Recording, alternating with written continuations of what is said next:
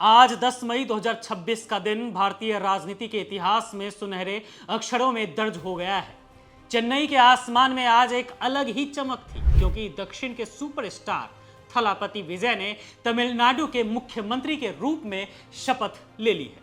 लेकिन इस पूरे घटनाक्रम में जिस एक नाम की सबसे ज्यादा चर्चा हो रही है, वो नाम है देश के नेता विपक्ष राहुल गांधी की। शपथ ग्रहण के दौरान जब विजय ने राहुल गांधी को अपना बड़ा भाई कहकर संबोधित किया और बहुमत के लिए उनके समर्थन का आभार जताया, तो वहां मौजूद लाखों लोगों की भीड़ ने तालियों की गड़गड़ाहट से आसमान गुंजा दिया।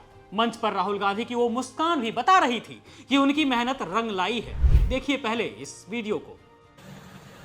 कांग्रेस பேரியக்கத்தின் தலைவர் மதிப்புக்குரிய திரு மல்லிகார்ஜுன் கார்கே அவர்களே, பாராளுமன்ற எதிர்க்கட்சி தலைவர் மதிப்புக்குரிய மை பிரதர் திரு ராहुल गांधी அவர்கள்। दरअसल ये रिश्ता आज का नहीं है।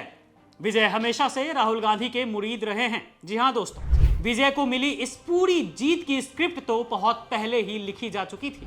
राहुल गांधी ने इस बार तमिलनाडु विधानसभा चुनाव में खुद को थोड़ा पीछे रखा ताकि विजय को पूरा स्पेस मिल सके लोगों के बीच। ये राहुल की चाणक्य नीति ही थी कि उन्होंने मुकाबला राष्ट्रीय बनाम क्षेत्रीय नहीं होने दिया और सत्ता विरोधी लहर का पूरा फायदा विजय की पार्टी टीवीके को दिलवाया।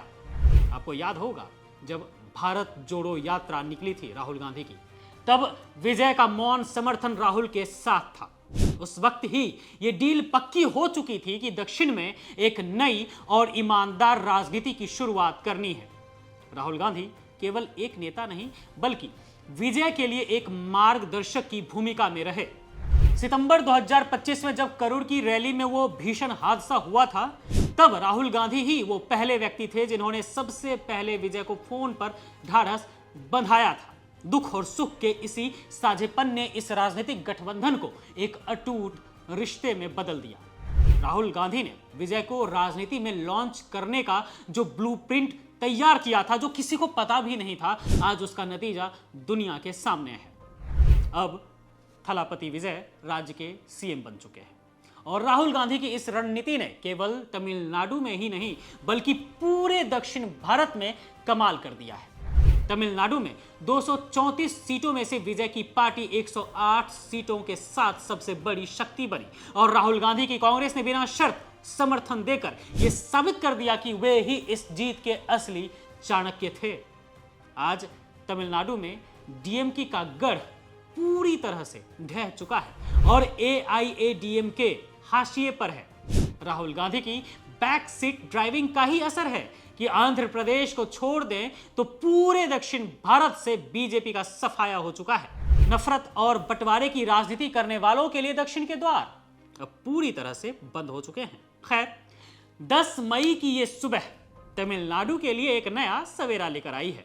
विजय के रूप में प्रदेश को एक ऐसा मुख्यमंत्री मिला है जो जमीन से जुड़ा है और राहुल गांधी के रूप में देश को वो मास्टरमाइंड मिला है जिसने शांति और सटीक प्लानिंग से विरोधियों के होश उड़ा दिए। जब विजय कहते हैं कि राहुल गांधी उनके भाई हैं, तो वो केवल एक शब्द नहीं होता है, बल्कि उन करोड़ों मतदाताओं का भरोसा होता है जो देश में बदलाव चाहते हैं। कांग्रेस के विधायक और टीवीके के विधायक मिलकर अब एक ऐसी चट्टान बन चुके हैं जिसे हिलाना तमिलनाडु में पूरी तरह से नामुमकिन है। यह जोड़ी अब सिर्फ तमिलनाडु तक नहीं रुकेगी, बल्कि आने वाले समय में ये म्यूचुअल रिस्पेक्ट और अंडरस्टैंडिंग की राजनीति पूरे देश का मिजाज जरूर बदलेगी।